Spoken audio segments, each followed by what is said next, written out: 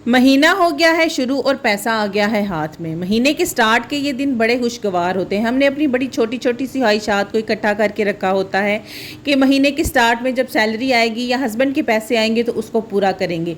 लेकिन होता क्या है कि हम अपनी छोटी छोटी ख्वाहिशात को पूरा करने के चक्कर में ना अपना पूरा महीने का बजट डिस्टर्ब करके बैठ जाती हैं और एंड ऑफ द मंथ क्या होता है कि हमारे पास फिर पैसे नहीं होते और फिर हम परेशान हो रही होती हैं कि अब महीने के ये जो आखिरी दिन है इसको हमने कैसे गुजारना है। इसलिए बजट प्लानिंग बहुत ज़रूरी है, वो चाहे मंथली हो या वीकली हो। अगर हम उसको प्रॉपरली करेंगे ना तो फिर हम काफ़ी सारे अपने जो पैसे हैं ना उसको सेव भी कर सकते हैं।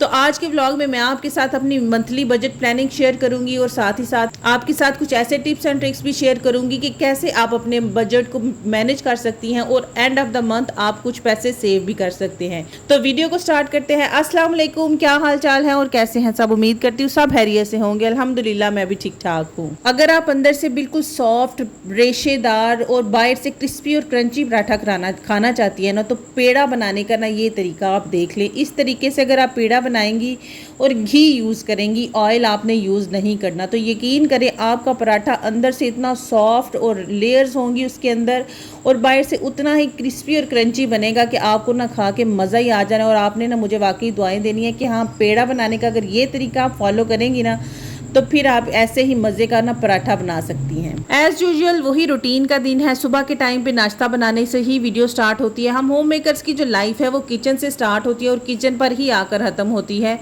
पूरा दिन हमारा किचन में गुजरता है। इवन रात 8, 9, 10 तो हमारे किचन में ही हो जाते हैं। तो बस ना मैं यहाँ पर बच्चों के लिए नाश्ता बना रही थी और कोशिश किया करें कि जैसे ही ना आप कोई भी चीज़ उसको यूज़ करें उसको फ़ौरन से, जैसे कि ये रोटी वाला मैट है ना, इसको मैंने जैसे ही पराठे बनाए मैंने फ़ौरन से इसको वॉश करके रख दिया ताकि ये काम मेरे बाद के लिए ना रहे। अगर आप चीज़ों को ना साथ ही साथ समेटती जाएंगी ना तो आपका जो काम है ना वो कभी भी नहीं बढ़ेगा।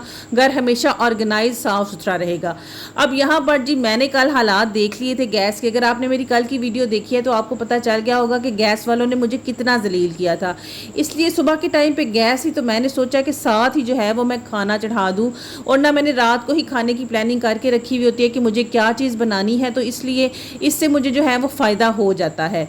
अच्छा, अब बात आ जाती है जी अपने मंथली बजट प्लान की। मेरी salary, being a single mother, मैं एक हाउस जॉब करती हूँ और घर पे छोटा सा सैलून का सेटअप बनाया है जो मैं रन करती हूँ। इससे ना मेरी बहुत ज़्यादा आमदन तो नहीं होती। हाँ, ये है कि महीने की जो छोटे छोटे से मेरी ख्वाहिशात होती हैं ना वो मेरी सैलून की आमदनी से पूरी हो जाती है और जो मेरी सैलरी होती है ना 20,000, उसको ही मैंने अपने पूरे मंथ के जो घर के अखराजात हैं, अपने बिल्स, अपने बच्चों की स्कूल की फीसिस, इवन दूध, हर चीज़ मैंने उसी में मैनेज करनी होती है।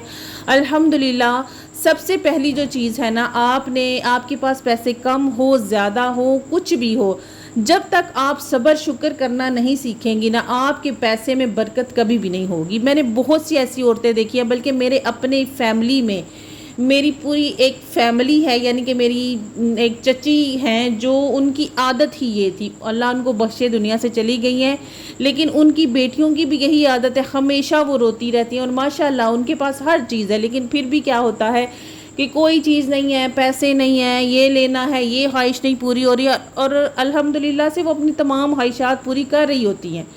तो बात करने का मकसद ये है कि पैसा आपके पास अगर थोड़ा है, पैसा आपके पास अगर ज़्यादा है, उस पैसे में बरकत ही नहीं है। जब आप रोती रहेंगी कि मेरे पास कुछ नहीं है, मेरी ये ख्वाहिश नहीं पूरी हो रही या मेरा ये चीज़ नहीं मुझे मिल रही। मेरी 20,000 की सैलरी में अल्हम्दुलिल्लाह, जैसे कि मैंने कहा कि मैं पूरे घर का खर्च भी चलाती हूँ और हफ्ते में 4 दिन या 5 दिन या यूँ समझे कि पूरा हफ्ता ही मेरे घर में गोश्त ही बनता है। मेरे बच्चे दाल और सब्जियों की तरफ तो जाने की तरफ उनका दिल ही नहीं करता, लेकिन फिर भी अल्लाह की हुक्म से, अल्लाह के करम से जो है ये सब कुछ हो रहा है। और इसकी मेन जो वजह है कि मैं सब्र शुक्र करती हूँ। कभी भी मैंने ये नहीं कहा कि इतनी थोड़ी सैलरी में मैं घर कैसे चलाऊँगी। हाँ, कुछ तरीके हैं जिससे मैं अपने बजट को कंट्रोल करती हूँ, अपने बिल्स को कंट्रोल करती हूँ कि मेरा बिल बहुत हद तक कम आता है।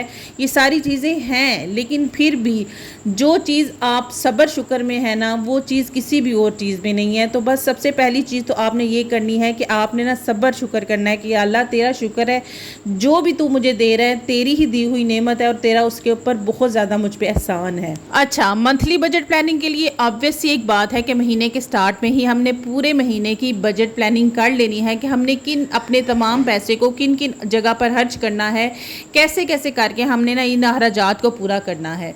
बाज़ दफ़ा तो ऐसे होता है ना कि कुछ घरों में मैंने देखा है कि मर्द ही घर के तमाम अखराजात देख रहे होते हैं, औरतों के ऊपर किसी किस्म की ये बजट प्लानिंग या किसी किस्म की ज़िम्मेदारी नहीं होती। लेकिन कुछ मेरी तरह की बहनें भी हैं, कुछ मेरी बहनें ऐसी भी होंगी जिनके हस्बैंड घर से बाहर होंगे, आउट ऑफ कंट्री रहते होंगे, तो उन्होंने सारी जो बजट प्लानिंग है वो खुद ही देखनी होती है। तो इसमें ना वो हम लोग काफ़ी ज़्यादा एक्सपर्ट हो चुकी भी होती हैं। समझे हमने ना मायरे माशियात का एक पूरा कोर्स किया हुआ होता है जिसमें हमने हर तरह की चीज़ को मैनेज करने का ना समझे कि हर तरह की चीज़ को मैनेज करने में ना हम प्रो लेवल पे जैसे होते हैं ना, बस हम उस लेवल पे पहुंच चुकी होती नहीं है। अब मैं अगर अपनी बात करूँ, 20,000 मेरी सैलरी है ना, तो 20,000 को मैंने 2 पार्ट्स में डिवाइड करना होता है। 10,000 को मैं निकालती हूँ जिसमें बिल्स वगैरह तमाम तरह के होते हैं और साथ ही मेरी उसी 10,000 में ग्रोसरी भी आनी चाहिए, और बाकी जो 10,000 है उसको मैंने अपने महीने के तमाम खाने पीने के खर्चात में गुजारना होता है। और हाँ, जो मेरा सैलून है जिस पे मैं मतलब कि घर पे एक सेटअप बनाया है, उसमें से जो मेरी जितनी भी आमदन होती है महीने की, बाज़ दफ़ा ऐसा भी होता है कि मेरी सैलरी से भी ज़्यादा आमदन मेरे सैलून के सेटअप से हो जाती है, और बाज़ दफ़ा ऐसा भी होता है कि काम बिल्कुल नहीं होता।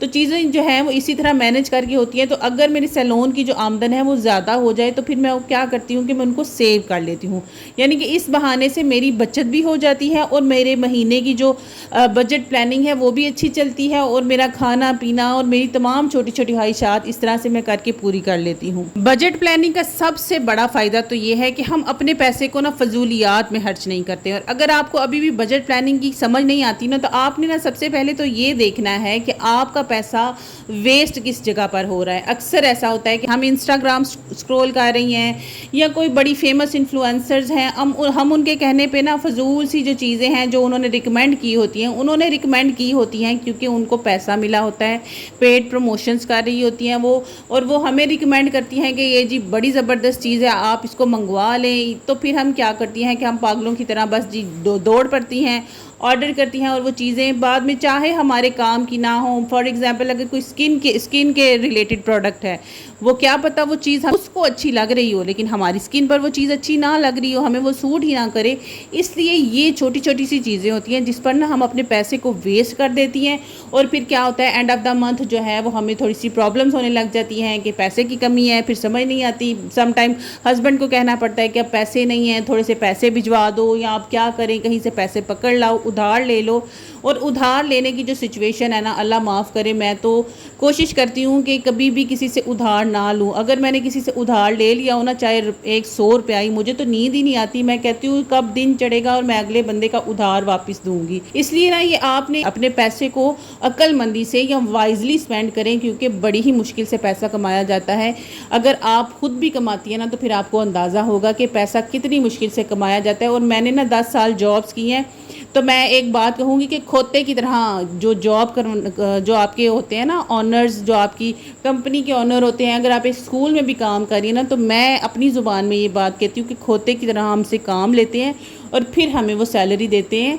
तो हमने जो पैसा अपनी मेहनत से कमाया होता है, या अगर आपके हस्बैंड ने भी मेहनत से पैसा कमाया है, तो कोशिश क्या करें उसको सोच समझ के खर्च करें। दूसरी चीज़ है, अपनी ग्रोसरी को आपने चेक करना है कि आप कैसे ग्रोसरी करती हैं और कहाँ से ग्रोसरी करते हैं। वैसे मैं एक बात कहूँ, मैंने ना अभी रिसेंटली इम्तियाज़ से शॉपिंग की है, और लाइफ में फ़र्स्ट टाइम ही मैं किसी ऐसे सुपर स्टोर पे गई हूँ जहाँ से जाके ना मैंने ग्रोसरी की शॉपिंग की है।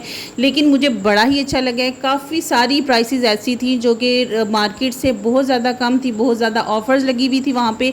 इसलिए जब भी आपने ग्रोसरी करनी है ना, आपने कोशिश करनी है किसी भी ऐसे मार्ट में जाएँ, ऐसे सुपर स्टोर में जाएँ जहाँ पर बहुत सारी ऑफ़र्स लगी हों, तो हमें काफ़ी सारी चीज़ें जो डिस्काउंट में मिल जाएँ। सबसे मेन और इम्पॉर्टेंट चीज़ बिजली का बिल। गर्मियों का सीज़न है और बिजली का बिल इतना ज़्यादा आता है कि लोगों की, मैं सुनती हूँ लोगों की बातें, उनका 20-20, 30-30, इवन 50-50 हज़ार तक बिजली का बिल आ रहा होता है। तो इसमें ना कुछ चीज़ें होती हैं जिसको हमने कंट्रोल करना होता है। मैं क्या करती हूँ कि मैंने अपनी फ्रिज को ना एक टाइम रखा हुआ है, इसको मैं कुछ देर चलाती हूँ, फिर मैं उसको बंद कर देती हूँ। पूरा दिन में मैं ये नहीं कहूँगी कि मेरी फ्रिज 24 घंटे चलती है, क्योंकि अगर 24 घंटे फ्रिज चलेगी तो मैं अपनी बिजली का बिल इतना अफोर्ड नहीं कर सकती। दूसरी ये कि शुक्र अल्हम्दुलिल्लाह मैंने कुछ सेविंग्स करके ना अपने घर में ना यूपीएस इंस्टॉल करवाया हुआ है। उसका मैं क्या फ़ायदा उठाती हूँ कि बिजली कभी कभी बहुत कम जाती है, तो जब लाइट कम जाती है ना तो मैं दिन में ना माशाल्लाह से मेरे यूपीएस की बैटरी भी अच्छी है, तो अच्छी टाइमिंग से उसकी निकल जाती है। तो मैं क्या करती हूँ, जिस टाइम पे मैंने फ्रिज बंद की हो ना उस टाइम पे फिर मैं पूरे घर की लाइट ऑफ कर देती हूँ और यूपीएस पे अपने घर को कन्वर्ट कर देती हूँ। तो 3 से 4 घंटे जो है वो अगर हम पंखे वगैरह यूज़ कर रहे हैं या जो भी चीज़ उसमें हम यूज़ कर रहे हैं ना तो वो यूपीएस पे चलती है। तो इस तरह से जो मेरा बिजली का बिल है ना वो भी काफ़ी हद तक कम आता है। तो अगर आपके घर में भी यूपीएस हो ना तो लाइट्स अगर कम जा रही हैं तो फिर आप उसका यूज़ इस तरह से किया करें। इस तरह से आपका जो बिजली का बिल है ना उसमें काफ़ी हद तक कमी होगी। और बैटरी भी ना, वैसे भी बैटरी जब बहुत ज़्यादा चार्ज हो जाती है तो उसको यूज़ करना भी ज़रूरी होता है, अदरवाइज़ बैटरी भी क्या होता है कि उसकी टाइमिंग कम होती चली जाती है और फिर आपके यूज़ में वो नहीं रहती। तो जी फ्रेंड्स, उम्मीद करती हूँ आपको आज का व्लॉग अच्छा लगा होगा। अगर अच्छा लगा है तो चैनल को सब्सक्राइब, वीडियो को लाइक और शेयर करना मत भूलिएगा। दुआओं में याद रखिएगा, इंशाल्लाह मैं भी आपको अपनी दुआओं में याद रखूँगी। अल्लाह हाफिज़।